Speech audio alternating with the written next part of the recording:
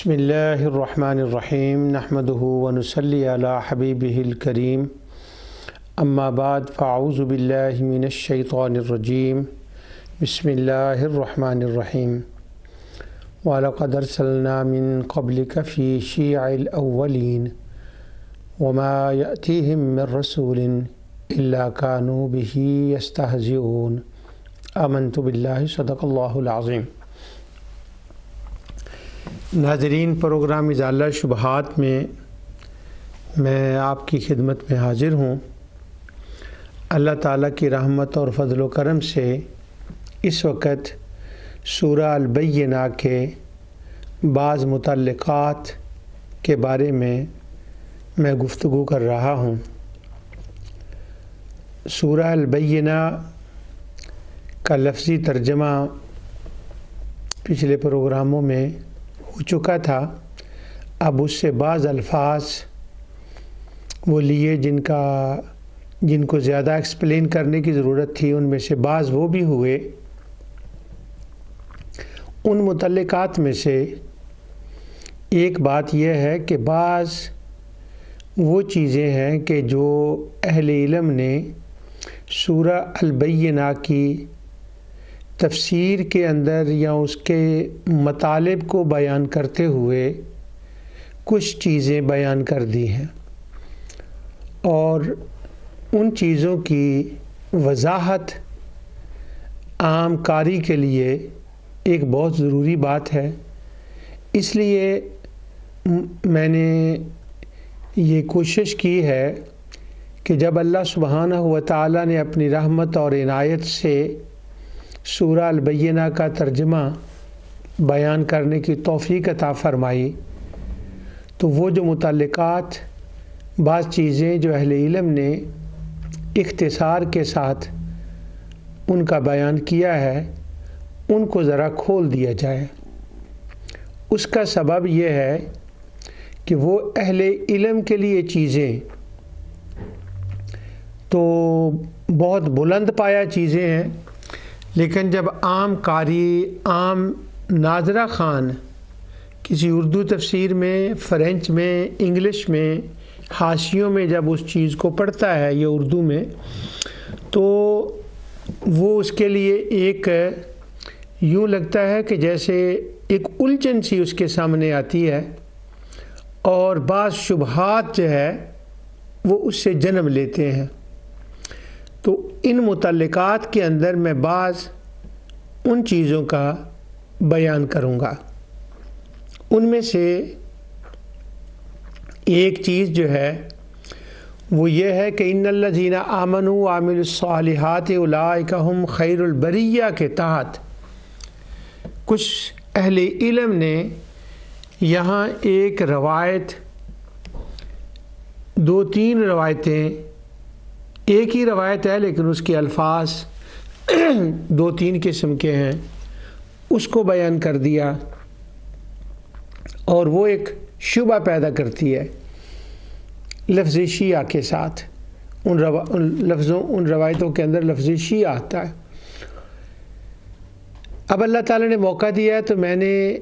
یہ مناسب سمجھا، اور اس کی توفیق سے، کہ وہ جو روایت ہے اس کے بارے میں بھی بیان کر دیا جائے۔ شاید وہ بچے بچیاں جو ناظرہ پڑھنے والے ہیں ان کے لیے وہ رہنمائی کا سبب بن جائیں، اللہ بنا دے،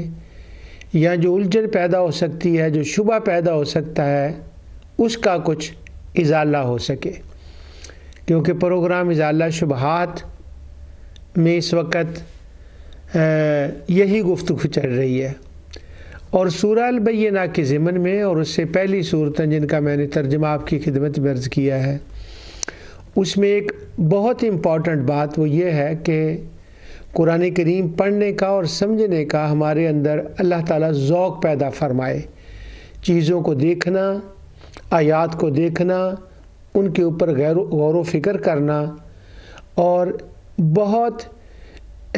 گہرائی کے ساتھ ان کو نہ دیکھنا، سطحی طور پر جو سطح پر چیزیں پڑی ہوئی ہیں ان کے اوپر غور کر کے، اور پھر ان کو قرآن کریم سے ہی ان کی مور ایکسپلینیشن تلاش کرنا، اور یہی ذوق قرآن ہے، اسی سے ذوق قرآن پیدا ہوتا ہے۔ تو اس لیے متعلقات جو سورہ البینہ کے ہیں وہ آپ کی خدمت میں عرض کر رہا ہوں۔ لفظ شیعہ کا معنی اس وقت بیان کرنا، اور اس روایت سے پہلے وہ ایک ظاہر لغوی طور پر اس کا کیا معنی ہے وہ بیان کرنا ضروری ہے۔ اور لفظ شیعہ وہ لفظ ہے کہ جو قرآن کریم میں بہت سے مقامات پر آیا ہے، تو اور بعض لوگ اس سے ایک ڈس ایڈوانٹیج بھی لیتے ہیں۔ اب ان اسباب کی وجہ سے اس کا معنی میں آپ کے سامنے بیان کرتا ہوں، لیکن اس سے پہلے چند ایک تمہیدی باتیں ہیں۔ مسئلہ یہ ہے کہ لفظ شیعہ کا معنی بیان کرنے کے کئی اسباب ہیں۔ ان میں سے پہلا سبب یہ ہے کہ لفظ فرقہ کے ساتھ بعض آیات میں شیعہ کا لفظ آیا ہے، اس لیے میں اس کا معنی بیان کرتا ہوں۔ دوسرا اس کا سبب یہ ہے کہ بدقسمتی سے مسلمانوں کے اندر بعض لوگوں نے اپنے اعتقادی، نظریاتی اور فرقے بنا لیے ہیں، اور ان فرقوں کو مسلمان کمیونٹی کے اندر مقبول بنانے کے لیے ان کو ایسے نام دیے، ایسے الفاظ کا استعمال کیا کہ وہ الفاظ قرآن و سنت میں بیان ہوئے ہیں، جیسے ابھی میں نے اس کی آپ کو ایک مثال دی ہے۔ اور پھر ان الفاظ کا اطلاق اپنے اوپر اس طرح سے کر لیا کہ ان کو اپنی پہچان بنا لیا، یعنی وہ یوں مشہور کر دیا کہ اس کا یہی معنی ہے، اور اس معنی کے مصداق ہم لوگ ہی ہیں۔ حالانکہ قرآن کریم میں جن معنوں میں وہ لفظ قرآن میں بیان ہوئے ہیں، اس اعتبار سے اور ان معنی کے اعتبار سے ان کا اطلاق کسی صورت میں بھی ان فرقوں پر درست نہیں ہو سکتا، مگر انہوں نے اپنی ہوشیاری کہہ لیں اور اپنی محنت کہہ لیں، محنت کر کے اپنے آپ کو ان ناموں سے اتنا مشہور کر لیا کہ اپنے آپ کو اسی نام سے مقبول بنا لیا، اور اس کے اثرات کہاں کہاں پڑے ہیں۔ یعنی یہ حیران کن بات ہے کہ انہوں نے اپنے آپ کو اتنا مشہور کر لیا کہ عربک ڈکشنری لکھنے والے، جنہوں نے عربک ڈکشنری لکھی ہیں، جب وہ ان الفاظ کا اوریجنل اصل معنی بیان کرتے ہیں کہ جو نزول قرآن سے پہلے عربوں کے اندر اس کا معنی تھا، جو عربوں کے اشعار کے اندر اس کا معنی بیان کیا جاتا ہے، جب وہ معنی وہ بیان کرتے ہیں، پھر وہ قرآن کے اندر جن معنوں میں وہ لفظ استعمال ہوا ہے اس معنی کو بیان کرتے ہیں، تو چونکہ بعض فرقوں نے اپنے اوپر ان الفاظ کا اتنا اطلاق کر لیا کہ وہ لغتوں کے اندر بھی انہوں نے اس کا وہ معنی بیان کر دیا کہ ہاں یہ فلاں لوگ ہیں، ان کے وہ لوگ ہیں۔ اب اس سے ان فرقہ والوں کا ایک فائدہ یہ ہو گیا کہ وہ کہیں گے دیکھیں یہ مجد الدین فیروز آبادی ہے، اس نے اس لفظ کا معنی یہ لکھا ہے، جیسے ایک مثال کے طور پر شیعہ کا لفظ ہے، میں اور لفظ بھی بتاؤں گا، تو کہیں گے دیکھیں مجد الدین فیروز آبادی نے لکھا ہے، لسان العرب میں لکھا ہے، المنجد میں لکھا ہے، اس کو زبیدی نے لکھا ہے، اس کو جوہری نے لکھا ہے، جسٹ نیم اٹ۔ تو وہ جو عربی ڈکشنری لکھنے والے لوگ ہیں نا، انہوں نے بھی اس معنی کو جو انہوں نے اپنے لیے مشہور کر لیا ہے، تو ڈکشنری کے اندر بھی وہ معنی آ گئے۔ اب وہ کوئی ہر بندے کی تو ڈکشنری تک اپروچ نہیں ہوتی، اور پھر وہ یہ بھی جاننے کے لیے کہاں اس کے پاس وقت ہوتا ہے کہ یہ انہوں نے اوریجنل معنی نہیں ہے لفظ کا بیان کیا، انہوں نے تو اس ضمن میں بیان کیا ہے کہ بعض لوگوں نے اس کے اوپر یوں قبضہ کر لیا ہے اور اپنے لیے اس لفظ کو اس مخصوص کر لیا ہے، اور اب لوگ اس لفظ کو اسی معنی میں جانتے ہیں جو انہوں نے اپنے عوام کے اندر اپنے لیے مشہور کر لیا ہے۔ اب جب آگے بیان آئے گا لفظ شیعہ کا تو قرآن میں ہم اس کو دیکھیں گے کہ قرآن میں اللہ سبحانہ و تعالی نے اس کا کیا معنی بیان کیا ہے اور وہ کن معنوں میں آیا ہے، اور ہمارے ہاں کمیونٹی کے اندر کس معنی میں ہے، جب ہمارے کانوں میں آواز پڑتی ہو تو وہ کس معنوں میں ہے۔ خیر انہوں نے اپنے اوپر اس کا اطلاق کر کے اس کو عوام میں مقبول بھی بنا لیا۔ اب اس کے دو نقصان ہوئے جس کی وجہ سے یہ متعلقات بینہ کے اندر یہ بات میں عرض کر رہا ہوں۔ ایک تو چونکہ اہل علم نے وہ روایت لکھ دی ہے، اس روایت کے بارے میں بھی بات کریں گے، وہ لفظ بھی آ گیا، اس لیے وہ متعلقات البینہ کا حصہ بنا کر میں آپ کی خدمت میں ان شبہات کا ازالہ کر رہا ہوں، اور ساتھ اللہ تعالیٰ کی مدد اور رحمت سے ذوق قرآن کا جذبہ پیدا کرنے کے لیے یہ موضوع جو ہے وہ آپ کی خدمت میں عرض کر رہا ہوں۔ اس کے نقصان کیا ہوئے؟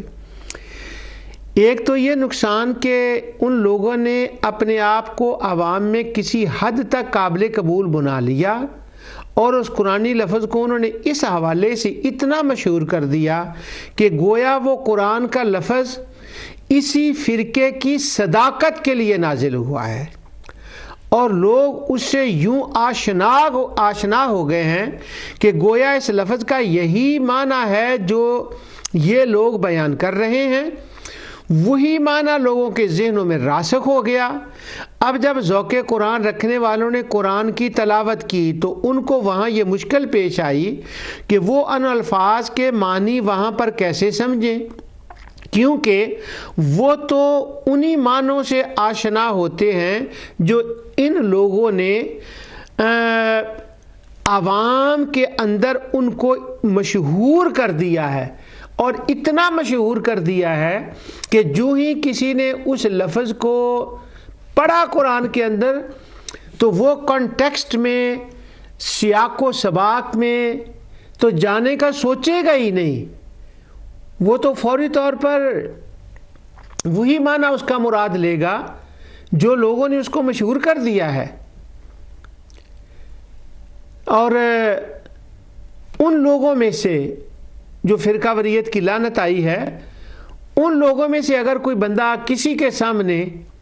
اس آیت کو پڑھ دے جس کے اندر حسنہ معنی میں وہ لفظ استعمال ہوا، حالانکہ یہ سیئہ معنی میں بھی آیا ہے، حسنہ معنی بھی آیا، تو وہ بندہ جو ناظر قرآن پڑھنے والا ہے، جو ذوق قرآن رکھنے والا ہے، قرآن کو برکت کے لیے وہ معانی کے ساتھ، ترجمے کے ساتھ پڑھتا ہے تو وہ فوراً کہے گا ہاں یہ بندہ بالکل صحیح کہہ رہا ہے۔ تو یعنی قرآن کے منہ میں نعوذ باللہ انہوں نے اپنی زبان ڈال دی اور اپنی مرضی کے معنی جو ہیں وہ قرآن سے لے لیے، اور یہ قرآن کے ساتھ ان الفاظ کے ساتھ ایک زیادتی بھی ہے اور تحریف معنوی بھی ہے، اور لوگوں کو ذوق قرآن سے دور بھی کیا جاتا ہے، اور لوگوں کے لیے شبہات جو ہیں وہ بھی جنم لیتے ہیں۔ اس لیے پروگرام ازالہ شبہات میں اس لفظ پر میں آپ کی خدمت میں تفصیل سے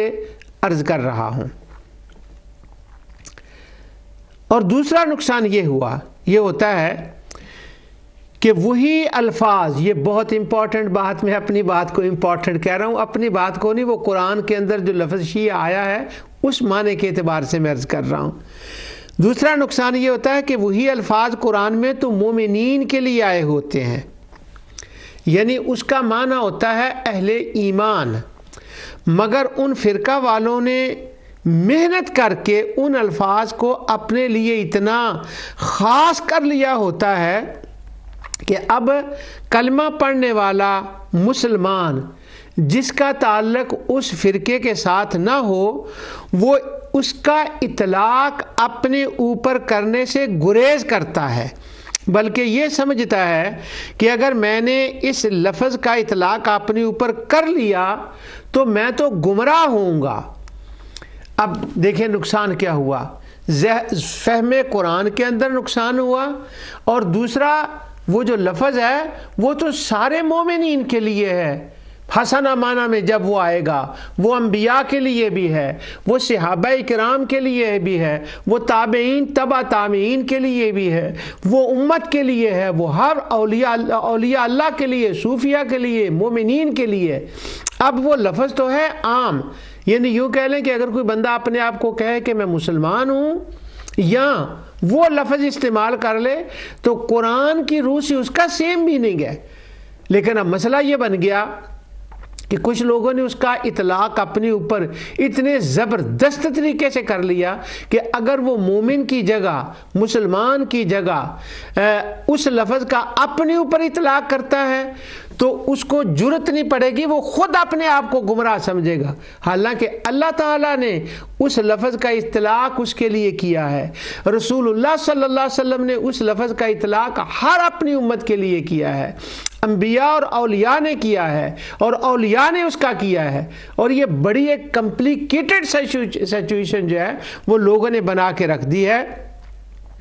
اور پھر دوسرا، جب وہ اگر اس نے اپنے اوپر اطلاق کر لیا تو عام لوگ اس شخص کو اس ناواقفیت کی بنا پر جو اس کا اطلاق اس نے اپنے اوپر کر لے تو واقعی گمراہ شمار کرنے لگیں گے، کیونکہ ان فرقہ والوں نے اس لفظ کو چوری کر کے گویا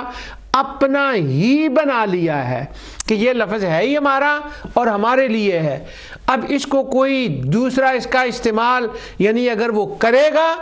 تو وہ خود اپنے اندر ایک گلٹی فیل کرے گا کہ یہ میں کیا کر رہا ہوں، میں اپنے آپ کو یہ کہہ رہا ہوں، اور جو لوگ اس کا سنیں گے وہ کہیں گے نہیں اس نے یہ کیا کر لیا، حالانکہ وہ لفظ انبیاء کے لیے آیا ہے، مومنین کے لیے، صحابہ تابعین تبع تابعین اولیاء اللہ کے لیے، سب مسلمانوں کے لیے آیا ہوا ہے، تو وہ فخر کا لفظ ہے، وہ تو مترادف کے طور پر مسلمان کے اور مومن کے مترادف کے طور پر دوسرا لفظ کے طور پر وہ آیا ہوا ہے۔ لیکن اب گھبراہٹ دیکھیں، اس سے یہ نقصان ہوا ہے۔ اس لیے سورہ البینہ کے اندر کی تفسیر کے اندر وہ لفظ جب آیا ہے تو اس کے اندر اہل علم کو کس قدر مشکلات آئیں وہ بھی میں آپ کے سامنے بیان کروں گا۔ یعنی اس کے پیچھے ایک لانگ ہسٹری ہے کہ البینہ کا متعلقات میں سے اس کو میں متعلقہ بنا کر ایک موضوع اور اس کے اوپر کئی پروگرام کر رہا ہوں، اس کے اندر ایک لانگ ہسٹری ہے، اور انشاءاللہ اس سے ذوق قرآن پیدا ہوگا۔ اب وہ جس لفظ کے بارے میں کہہ رہا ہوں اس کی تفصیل تو میں آگے جا کر کروں گا، اشاروں کنایوں میں نے بتا دی ہے۔ اب اس کی ایک مثال میں لفظ آپ کو دیتا ہوں۔ اب یہ لفظ میں کھل کے یہاں بیان کروں گا کیونکہ اس کی پہلے لفظ کی تو آگے جا کر بڑی تفصیل آنے والی ہے۔ اس کی ایک مثال وہ ہے لفظ اہل قرآن۔ اب جو لفظ اہل قرآن ہے نا، قرآن و سنت کے اندر،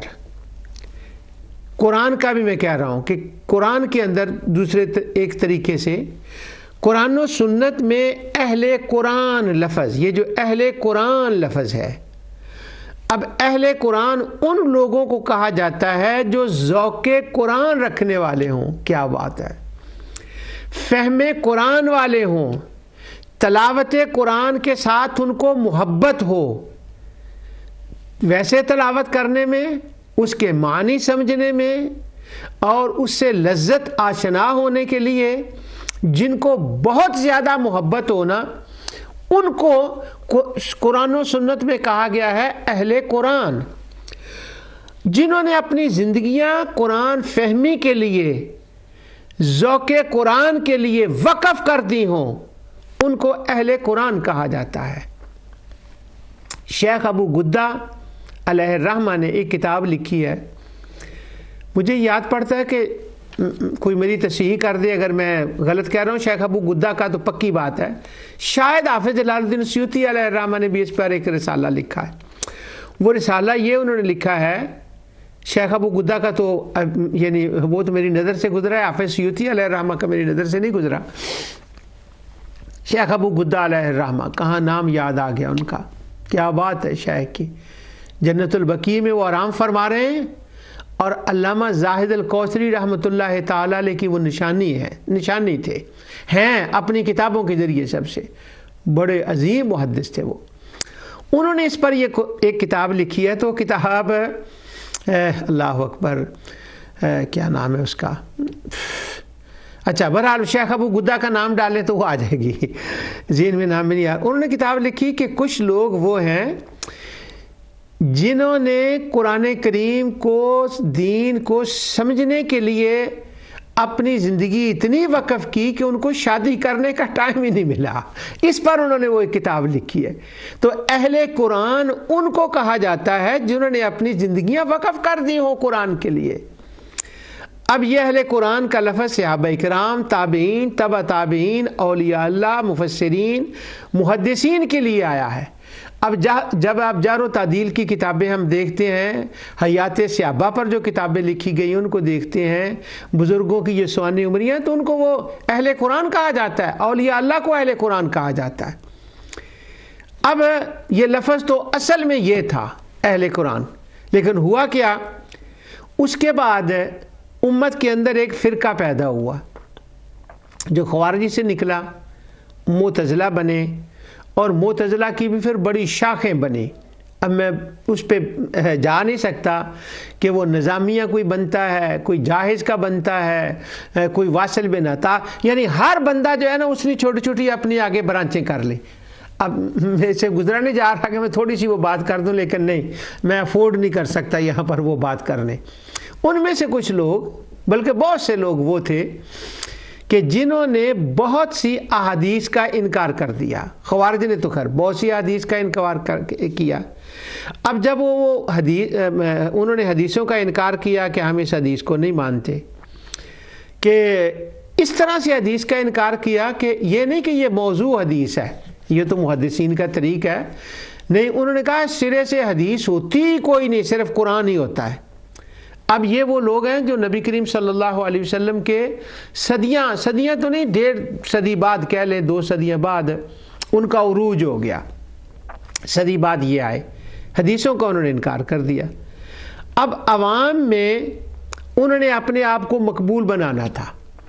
جب انہوں نے مقبول بنانا تھا اپنے آپ کو، تو ان کے پھر تاریخ میں نام بدلتے رہے، تو انہوں نے اپنے آپ کو مقبول بلانے کے لیے وہ جو منکرین حدیث تھے انہوں نے اپنا نام رکھا قرآنیین۔ عرب ملکوں میں جب ہم آج بھی ان کا لٹریچر پڑھتے ہیں، دیکھتے ہیں یا ان سے ملتے ہیں، تو وہ اپنے آپ کو کہتے ہیں قرآنیین،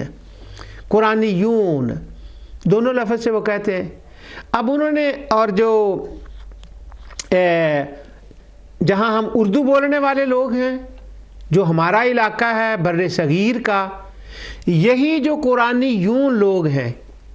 انہوں نے کیا کیا کہ انہوں نے ہماری اردو اور پنجابی زبان، بنگلہ دیش، اس بر صغیر میں جو زبانیں بولی جاتی ہیں، فارسی کا علاقہ بھی اس کے اندر آتا ہے، انہوں نے اپنا نام وہاں رکھا اہل قرآن، اور اس نام سے اپنے آپ کو مشہور کر لیا۔ اب یہ دیکھیں کہ کہاں اصل اہل قرآن، جو مومنین ہیں، جو مومنات ہیں، جو مسلمین ہیں، جو مسلمات ہیں، جو صوفیاء ہیں، جو اولیاء اللہ ہیں، جو محدثین ہیں، جو تابعین، تبع تابعین ہیں، تابعین ہیں، جو صحابہ ہیں، وہ اہل قرآن، ان کو اہل قرآن کہا جاتا ہے۔ اور انہوں نے اپنے آپ کو مقبول بنانے کے لیے کہ عوام میں ہماری ایک بات چلے کہ ہم یہ نہیں کہ ہم حدیث کو نہیں مانتے، ہم حدیث کو مانتے نہیں تو کیا ہوا، ہم قرآن کو مانتے ہیں۔ اور بڑی انٹرسٹنگ بات یہ ہے کہ اب وہ تھے منکرین حدیث، انہوں نے اپنے آپ کو کہا قرآنیون، قرآنیین اور اہل قرآن، اور جو ہم لوگ تھے جو حدیث کو ماننے والے تھے، اب جو وہ حدیث کے ماننے کا کیا مطلب ہے، اب میرا دل یہ چاہتا ہے کہ یہاں پر میں 2-3 وہ بھی باتیں کر دوں، لیکن میں افورڈ نہیں کر سکتا، یعنی ٹائم کی وجہ سے میں، لیکن انشاءاللہ شاید آگے جا کر میں اس کی بھی ایک بڑی وضاحت کی ضرورت ہے۔ کہ کس کا کیا مطلب. اب ہم لوگ جو حدیث کو ماننے والے ہیں ہمیں وہ کہتے تھے نہیں، اب بھی کہتے ہیں. میری پرسنلی کتنے لوگوں سے ملاقات ہوئی، انہوں نے مجھے کہا منکر قرآن. چونکہ ہم ان کو منکر حدیث کہتے ہیں تو وہ آگے سے کہتے ہیں یہ منکر قرآن ہے. اب وہ مصر کے اندر اسی سال کی بات ہے، تو مجھے وہاں کچھ رہنے کا کچھ دیر موقع ملا، تو میں نے وہ ان لوگوں کے جو وہاں کے تھے شیخ محمد عبدو، رشیدہ رضا، صاحب المنار، اور یہ جتنا گروپ تھا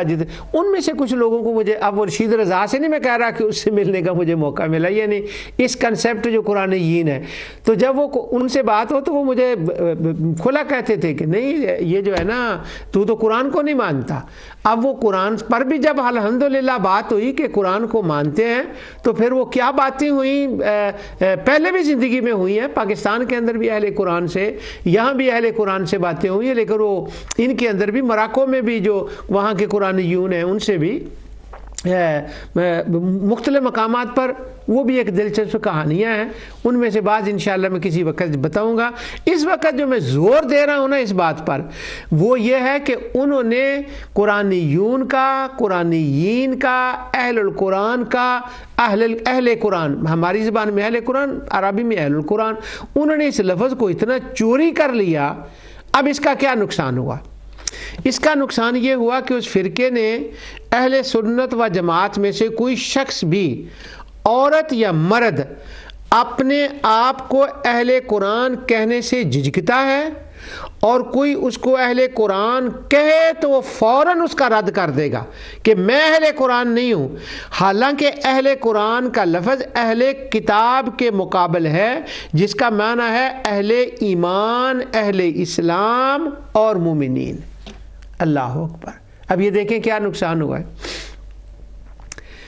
کہ ہم وہ اہل القرآن، اہل الکتاب. یہاں میں نے حوالے نہیں پڑھنے، میں نے اپنا درد دل بھی سنانا ہے، ذوق قرآن بھی بتانا ہے، اور البینہ کے متعلقات میں کیوں بیان کر رہا ہوں اس کے اسباب بھی میں نے بیان کرنے ہیں، اور اس لفظ جو ہے خاص کر اس کی بھی میں نے کہانی آپ کو بتانی ہے. وہ ایک لفظ کہانی ہوئی کہیں ختم ہوگی نہیں، میں وہ کہانی کبھی نہ بتاتا اگر اس کا ذوق قرآن کے ساتھ تعلق نہ ہوتا. یہ نور ٹی وی پر کئی پروگرام کرنے کی مجھے بالکل ضرورت نہ پڑتی اگر اس کا تعلق ذوق قرآن کے ساتھ نہ ہوتا، اور یہ بلاک کر دیا ہے. اب میں اپنی بات بتاؤں کہ میں کسی کے سامنے اگر کہوں نا کہ میں اہل قرآن ہوں، تو میں نا قسم اٹھا کر آپ کو بتا سکتا ہوں، یہ سیکریٹ بات ہے،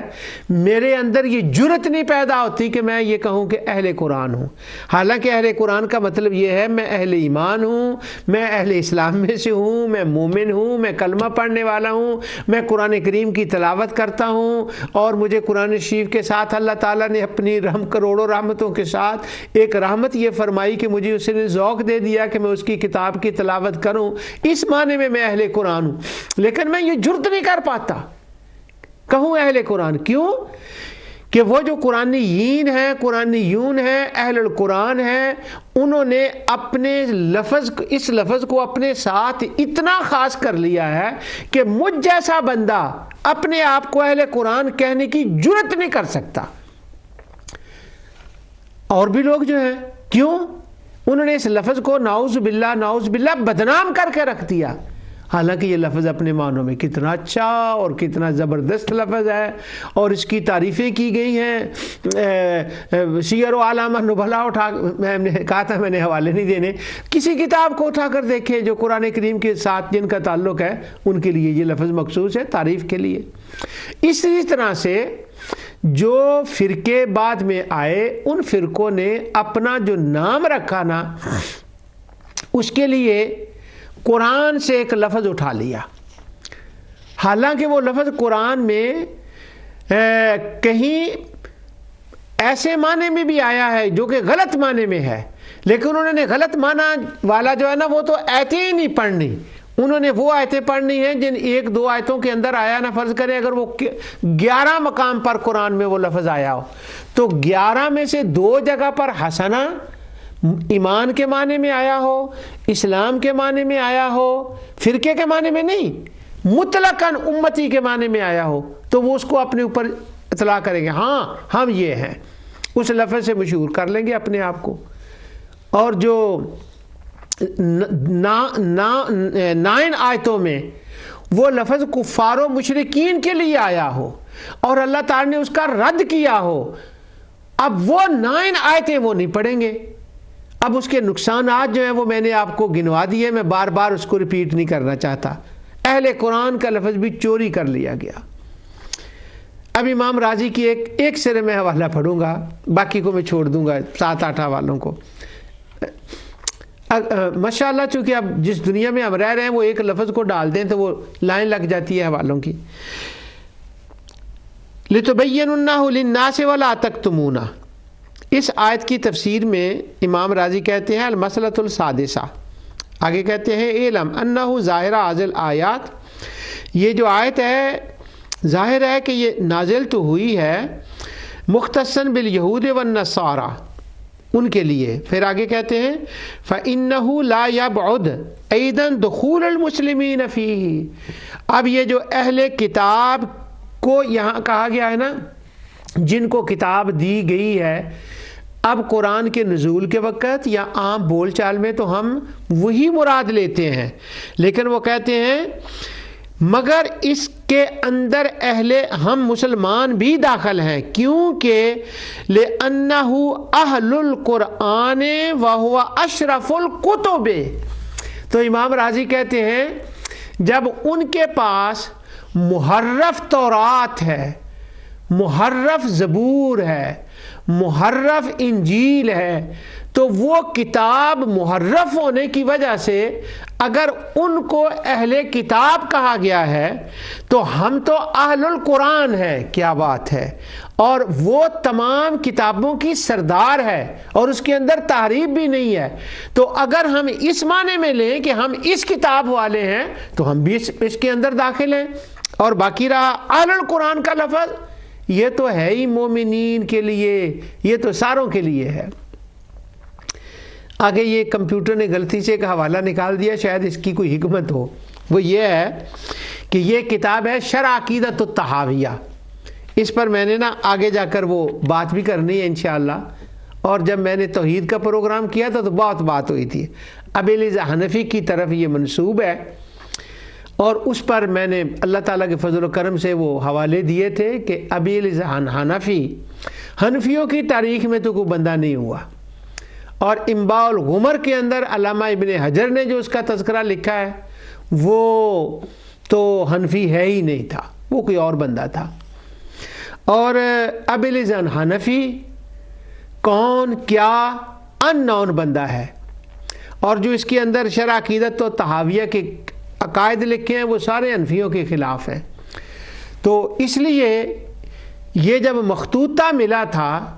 تو شیخ البانی نے اس کے مقدمے میں لکھا ہے کہ میرے فلاں ایک استاد شیخ تھے، انہوں نے کہا ہو نہ ہو تو ابی الیاس حنفی کا ہوگا. انہوں نے اس کو اس لیے ہم نے اس کے اوپر اس کا نام لکھ دیا. اور حنفی نام ہونے کی وجہ سے ایک مسئلہ پڑ جاتا ہے. اس پر میں نے توحید اور رد شرک کا، وہمی توحید کا جب بیان کیا تھا تو اس کتاب کا میں نے بڑا ذکر کیا تھا. جب میں وہ حوالے نوٹ لکھ رہا تھا تو یہ بھی اچانک سامنے آ گیا.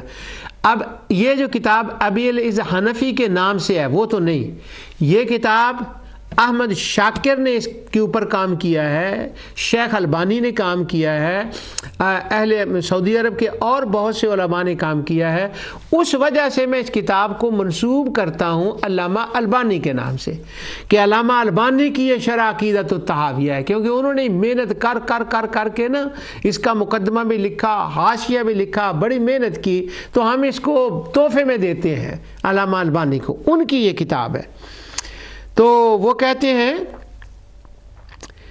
لیکن اذا آتا لمن یقرأ القرآن ویعلمہ ویتعلمہ معونہ لأہل القرآن،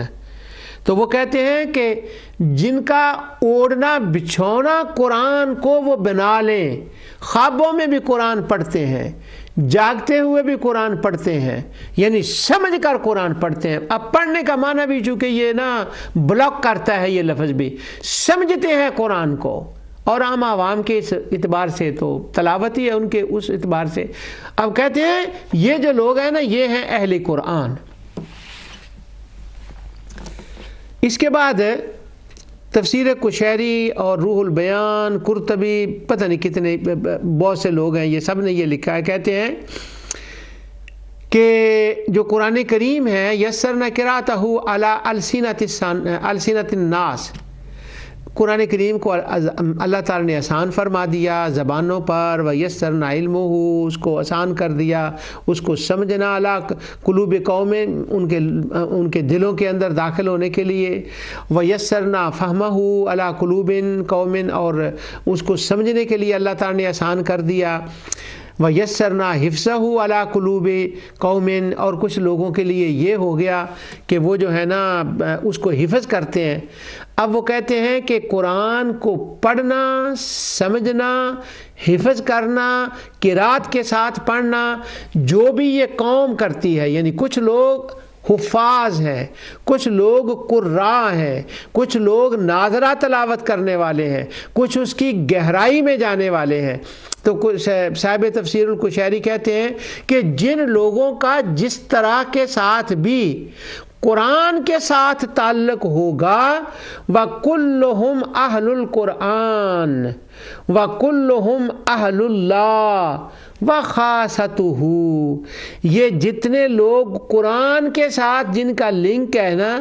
یہ سارے کے سارے اہل قرآن ہیں، اللہ کے خاص بندے ہیں، اور اللہ نے اس کام کے لیے ان کو مخصوص کر لیا، اور یہ نام مخصوص ہے جو قرآن کو حفاظ کے لیے، قاریوں کے لیے، علماء کے لیے، محدثین کے لیے، سب کے لیے۔ اب یہ مختلف الفاظ کے ساتھ اس کا بیان جو ہے نا وہ میرے سامنے ہے، لیکن اتنا اس کا کافی ہے۔ اب یہ دیکھیں جہاں آتا ہے نا اولئک هم المقربون، ایسی آیات آتی ہیں، تو حیران کن بات یہ ہے کہ مفسرین وہاں جو اولئک هم المقربون ہے نا، جیسے اس کے اندر ہے سورہ واقعہ کے اندر، کہ وہاں کیٹیگرائز کیا گیا ہے لوگوں کو، وَكُنْتُمْ أَزْوَاجًا ثَلَاثًا، اب جو سب سے ٹاپ والے ہیں، اور جہاں قرآن کریم میں آتا ہے ثم اورثنا الکتاب الذین اصطفینا من عبادنا فمنهم ظالم لنفسه ومنهم مقتصد ومنهم سابق بالخیرات، ABC۔ اب جو ایک کلاس ہے نا قرآن پڑھنے والوں کی، جو قرآن کی وارث بنی ہے، جو سب سے آگے ہیں، ان سب کی جب ہم تفاسیر پڑھتے ہیں اہل علم کی، تو وہاں وہ لکھا ہوتا ہے کہ وہ کلوں، یہ مقام، یہ شان، اولئک المقربون اور سابقون بالخیرات، یہ جو سابقون بالخیرات ہے نا، وکلہم اہل القرآن، یہ ہے اہل قرآن۔ یا رب العالمین ہم پر رحم فرما۔ اب یہ دیکھیں اہل قرآن کا لفظ کہاں ہے اور اس کو کیا کر دیا گیا اس کے ساتھ۔ تو اب میں نیگیٹو لفظ نہیں بولتا، میں کہنے لگا تھا نام نہیں یاد اہل قرآن، لیکن جو لوگ اہل قرآن ہیں، اپنے آپ کو اہل قرآن کہتے ہیں، انہوں نے غلط طور پر ان الفاظ کا اپنے اوپر اطلاق کرنا شروع کر دیا، اور انہوں نے یہ نام اس طرح سے اپنے ساتھ رجسٹرڈ کرا لیا عوام کے اندر، اور ریالٹی میں نہیں، اللہ کے حضور نہیں، نبی کریم صلی اللہ علیہ وسلم کے پاس نہیں، کمیونٹی کے اندر انہوں نے اپنا نام یہ ایسے رجسٹر کر لیا۔ یہ حالانکہ سرقہ تھا، یہ چوری تھی، اور اب کوئی دوسرا بندہ اپنے آپ کو اہل قرآن نہیں کہے گا، حالانکہ اہل قرآن تو سارے مسلمان ہوتے ہیں، سارے مومنین ہوتے ہیں۔ اسی طرح قرآن کا نام لینے سے ہم گریزاں ہو گئے۔ مجھے ایک لطیفہ کہہ لیں اس کو، یا رونا کہہ لیں، آنسو بہانا کہہ لیں، اس کو کچھ بھی نام دے دیں۔ ہمارے فاضل دوست علامہ غلام رسول سعیدی رحمۃ اللہ تعالی علیہ، میرا ان کے ساتھ ایک بڑا کلوزلی تعلق تھا، ان کا بھی میرے ساتھ ایک کلوزلی تعلق تھا۔ انہوں نے اپنی کتابوں کے اندر بھی جگہ جگہ اس کا ذکر کیا ہے۔ تمام کتابوں کے اندر جو علامہ سعیدی صاحب کی کتابیں پڑھنے والے ہیں وہ جانتے ہیں کہ انہوں نے کس محبت کے ساتھ ذکر کیا، اور بعض مقامات پر میں نے ان سے کئی حوالے اور کئی اہم موضوعات پر جو ڈسکشنز کی،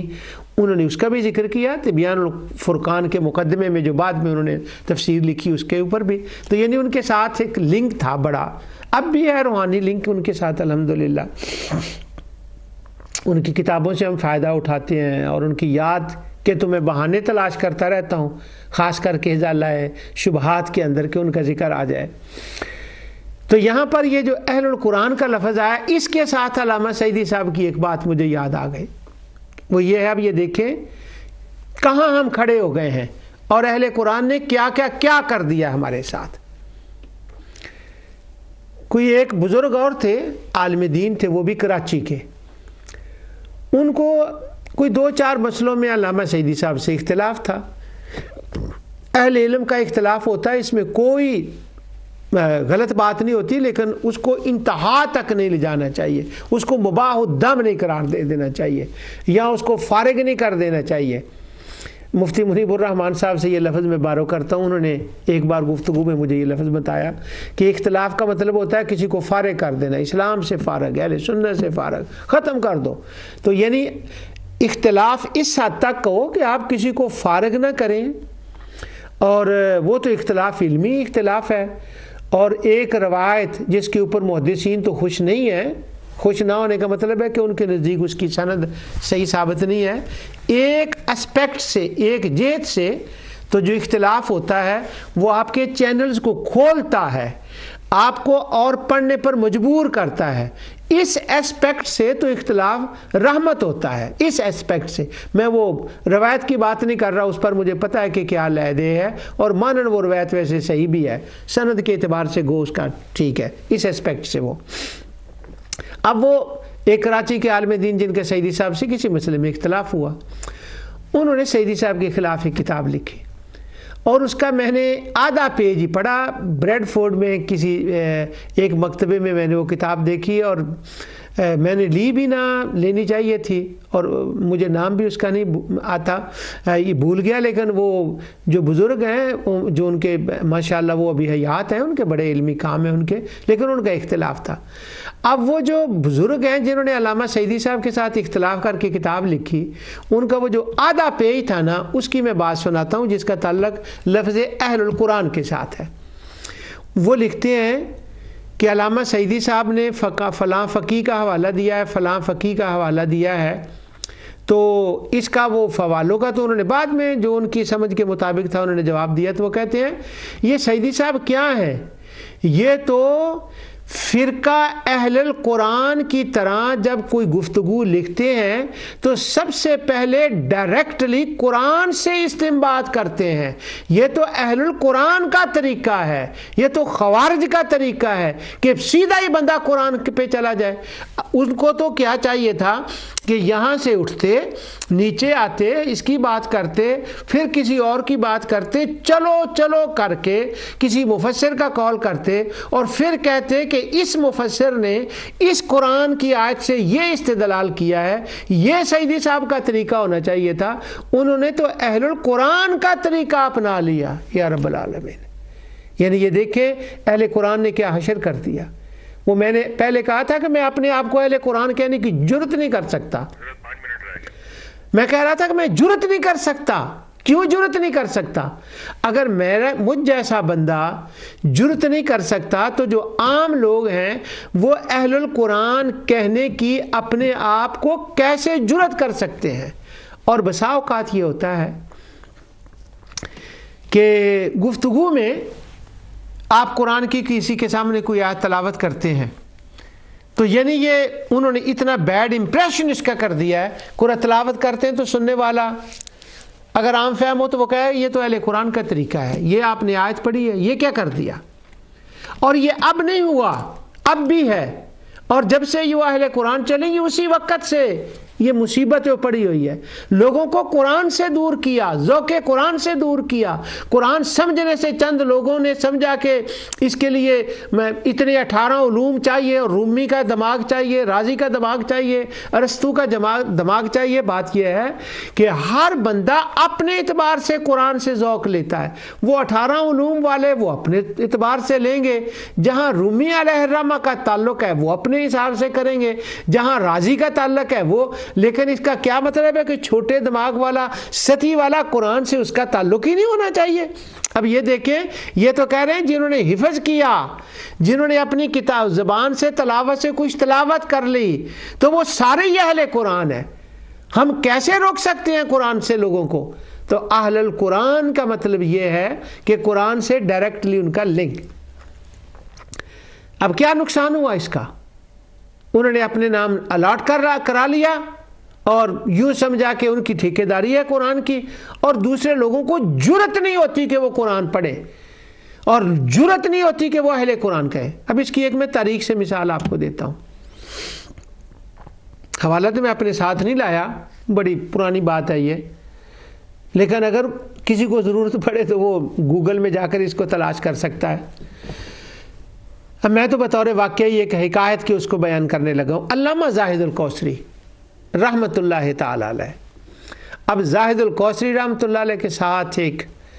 ذاتی حیثیت سے میری بڑی عقیدت اور محبت ہے بہت۔ زاہد الکوثری تو زاہد الکوثری تھے، ان کا ذکر میں نے توحید اور رد شرک کے پروگرام میں بہت کیا، اور بتایا تھا اس پروگرام میں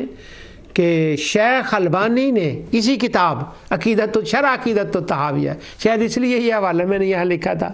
شرح عقیدت الطحاویہ کے مقدمے میں لکھا خود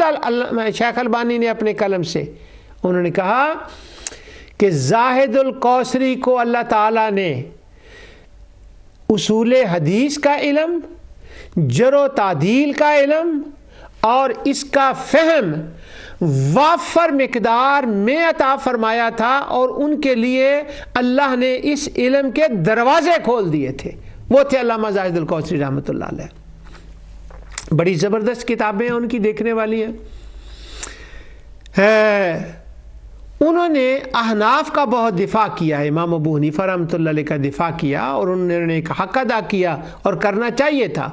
امام ابو یوسف رحمۃ اللہ علیہ کا کیا، امام محمد الشیبانی کا کیا، امام ظفر کا کیا، فقہ حنفی کا کیا، اور احناف صاحب نے علماء کا کیا، اور جو مسائل ہیں ان کا بھی جہاں بیان آیا علامہ زاہد الکوثری نے کیا ہے۔ شاید کسی اگلے پروگرام میں نا میں ان کی ایک کتابوں کی لسٹ اور وہ جو ہے نا اس کا میں انشاءاللہ تعارف کیا، دنیا جانتی ہے، لیکن جو ناظرہ پڑھنے والے ان کے میں نام بتاؤں گا ان کو۔ انہوں نے نا ایک جگہ علامہ زاہد الکوثری نے لکھا، وہ غالباً امام الشیبانی کا ذکر تھا، امام محمد شیبانی کا ذکر تھا، امام ابو یوسف کا، دونوں میں سے کسی ایک کا ہے۔ تو وہ کہنے لگے کہ ان کی کسی بندے سے بات ہوئی، اب وہ جس سے انہوں نے نقل کیا ہے نا، خطیب بغدادی ہے جس سے بھی انہوں نے نقل کیا، اس نے اس کو امام ابو یوسف یا امام محمد کی یعنی اچھی کیٹاگری میں ذکر نہیں کیا، انہوں نے تو کسی اور جہت سے کیا۔ وہ کہتے ہیں کہ امام ابو یوسف ہی چلو کہہ لیں وہ بڑے تھے، کہ امام ابو یوسف کی کسی سے بات ہوئی اور انہوں نے امام ابو یوسف نے کہا کہ یوں مسئلہ ہے، تو اس بندے نے امام ابو یوسف نے اپنے استدلال میں قرآن کی آیت پڑھی۔ جب قرآن کی آیت پڑھی تو وہ جو سننے والا تھا نا،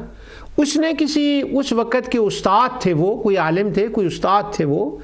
انہوں نے اس استاد کا قول اس کے سامنے پیش کیا۔ جب وہ قول پیش کیا تو امام ابو یوسف بالکل خاموش ہو گئے۔ تو اس پر وہ جو پہلے صاحب ہیں جن سے زاہد الکوثری صاحب نے نقل کیا، وہ اس پہ تبصرہ کرتے ہیں امام ابو یوسف تو خاموش ہی ہو کر رہ گئے۔ تو علامہ زاہد الکوثری کہتے ہیں اللہ کے بندو، ایک بندے نے قرآن کی آیت پڑھی اور وہ ایک اپنی استاد کا ریفرنس اس کے مقابلے میں دے رہا ہے۔ اب یہ جو بندہ ہے یہ چیف جسٹس ہے اس وقت کا، وزیر قانون ہے، تو اگر اس کی اس بات پر وہ خاموش نہ رہتا تو کیا کرتا؟ اب اس بندے نے قاضی ابو یوسف سے کہا یہ تو اہل القرآن کا طریقہ ہے، یہ تو قرآنیوں کا طریقہ ہے، قرآنیین کا طریقہ ہے کہ سیدھا قرآن سے پڑھیں۔ یعنی یہ بات علامہ سعیدی صاحب کے ساتھ بھی آئی، قاضی ابو یوسف کے ساتھ بھی آئی، اور بہت سے لوگوں کے ساتھ آ سکتی ہے، کیونکہ لوگوں نے بعض الفاظ کا اپنے اوپر اس قدر اطلاق کر کے مشہور کر لیا ہے کہ گویا اب وہ لفظ انہی کے حوالے سے پہچانا جاتا ہے۔ تو میں نے متعلقات البینہ کے اوپر پر لفظ جو شیعہ ہے اس کو قرآن میں کیسے آتا ہے اور ہماری کمیونٹی میں اس کو کیسے جانا جاتا ہے، وہاں میں نے فرقہ واریت کی بات نہیں کرنی، میں نے یہ کرنی ہے قرآن کے اندر اس لفظ کا معنی کیا ہے۔ جو کچھ میں نے کہا اللہ تعالیٰ اسے قبول فرمائے۔ وما علیہ الا